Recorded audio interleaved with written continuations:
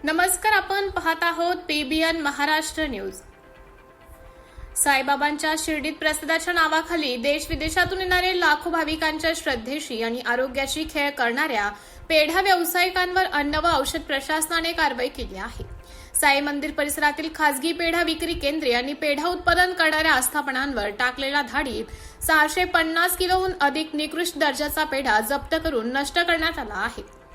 दबंग अधिकारी तुकाराम मुंडे यांनी अन्न व औषध प्रशासनाच्या आयुक्त पदाचा कारभार हाती घेतल्यानंतर राज्यातील भेसळखोरी विरोधात कडक पावले उचललेली आहेत। शिर्डीच्या साई मंदिर परिसरात खासगी दुकानदार प्रसादाच्या नावाखाली भाविकांना निकृष्ट दर्जाच्या पेढ्यांची विक्री करत असल्याच्या तक्रारी अन्न व औषध प्रशासनाला प्राप्त झाल्या होत्या। भाविकांच्या आरोग्याला धोका पोहोचवणाऱ्या अशा घटकांवर तात्काळ कारवाई करण्याचे निर्देश आयुक्त तुकाराम मुंडे यांनी दिले आहेत।